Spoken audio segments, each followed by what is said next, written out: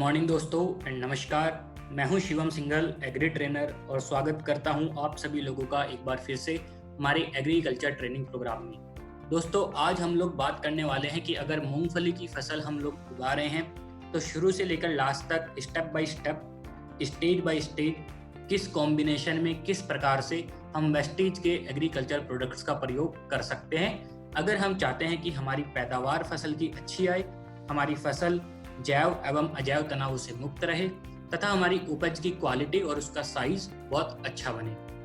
ये हम step by step समझेंगे। स्टार्टिंग हम लोग करते हैं कुछ बेसिक्स के साथ। मूंगफली की फसल हमारे देश में तिलहन फसलों की कैटेगरी में पहला स्थान रखती है और इसको उगाने वाले कुछ राज्य जो हैं वो हैं गुजरात, आंध्र प्रदेश, तमिलनाडु, कर्नाटका, महाराष्ट्र, उत्तर प्रदेश, राजस्थान। यहाँ पे मुख्य तौर पे फसल उगाई जाती है। हमारे देश में लगभग 4 सीजन्स में मूंगफली की फसल उगाई जाती है, लेकिन उसमें से 85% जो बुआई होती है वो खरीफ के सीजन में रहती है, जो सीजन लगभग मुख्य तौर पे बारिश के ऊपर निर्भर रहता है। अगर हम मूंगफली की फसल का ग्रोथ हैबिट्स या पैटर्न देखें तो मूंगफली की फसल को मुख्यतः 2 कैटेगरीज में डिवाइड किया जा सकता है, जिनमें से एक है बंच टाइप और दूसरी है स्प्रेडिंग टाइप। बंच टाइप मतलब जो गुच्छेदार फसल रहती है, जिसकी की ड्यूरेशन थोड़ी छोटी रहती है, 90 से 105 दिन, जल्दी मैच्योर होती है, पैदावार अच्छी आती है और डोरमेंसी से लगभग बिल्कुल फ्री रहती है और उसका अंकुरण का रेट भी बहुत अच्छा रहता है। दूसरी तरफ जो स्प्रेडिंग टाइप है, फैलने वाली जो फसल है, उसका ड्यूरेशन थोड़ा लंबा है, 110 से 120 दिन, मैच्योरिटी मतलब थोड़ा लेट होती है, पैदावार इसकी भी अच्छी आती है और यहाँ पे समस्या होती है कि कुछ डोरमेंसी रहती है और अंकुरण जर्मिनेशन का जो रेट है वो थोड़ा लो रहता है। अगर हम मिट्टी की रिक्वायरमेंट की बात करें तो मूंगफली की फसल के लिए ज्यादा अच्छा है कि हमारी मिट्टी पूरी तरीके से वेल ड्रेन्ड हो, मतलब लाइट टेक्सचर हो, हल्की मिट्टी हो, लूज मिट्टी हो, जैसे कि रेतीली, सैंडी या सैंडी लॉम सॉइल्स अच्छी रहती है, जिससे कि पेग्स का पेनिट्रेशन मिट्टी के अंदर अच्छे से हो सके और पॉट्स का निर्माण भी अच्छे से हो सके और हार्वेस्टिंग में भी हमें दिक्कत ना हो।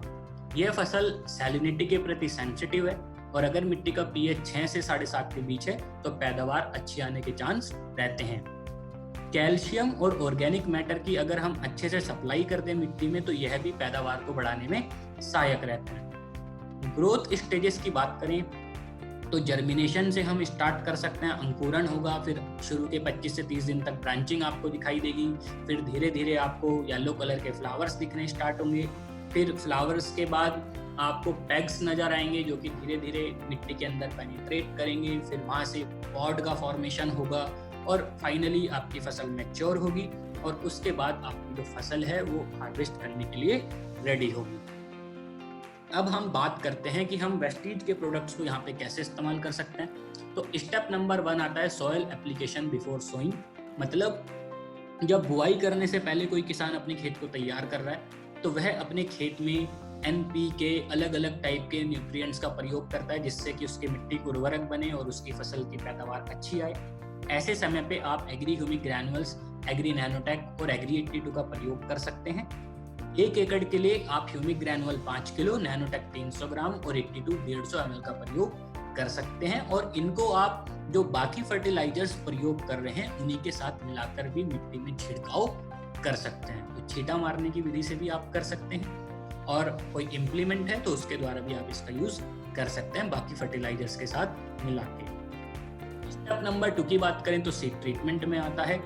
आप एग्री ह्यूमिक और एग्री प्रोटेक्ट को बीज उपचार के लिए प्रयोग कर सकते हैं। 1 किलो के बीज के लिए 5 ml ह्यूमिक और 5 ग्राम प्रोटेक्ट का इस्तेमाल किया जा सकता है।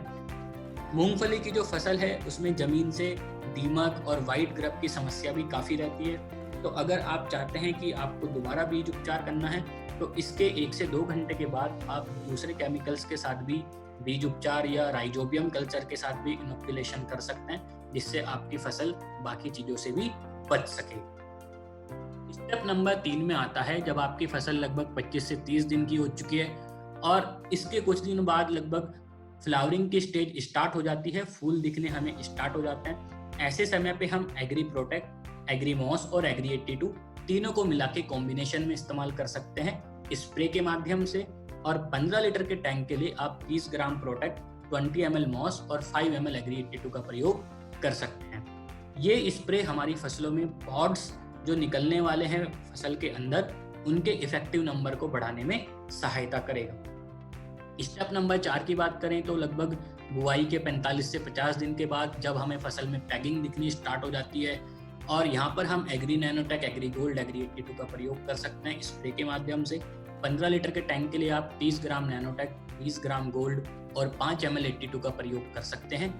इस स्प्रे के माध्यम से हमें जो पॉड फॉर्मेशन हो रही है उसमें सहायता मिलेगी, उसका दाने का साइज और दाने की क्वालिटी को इम्प्रूव करने में रिजल्ट दिखाई देगा।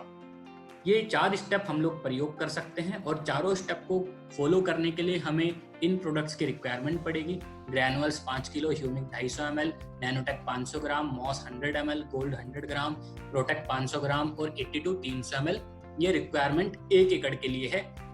अगर आप चारों स्टेप्स को फॉलो कर रहे हैं, तब आपको लगता है कि मैं इतना नहीं कर पाऊंगा, तो आप ध्यान रखिए कि मूंगफली की फसल के लिए बुआई से पहले ग्रैनुअल्स का उपयोग बहुत इंपॉर्टेंट है, और जब फ्लावरिंग का टाइम आ रहा है तब नैनोटेक और मॉस का प्रयोग बहुत इंपॉर्टेंट है।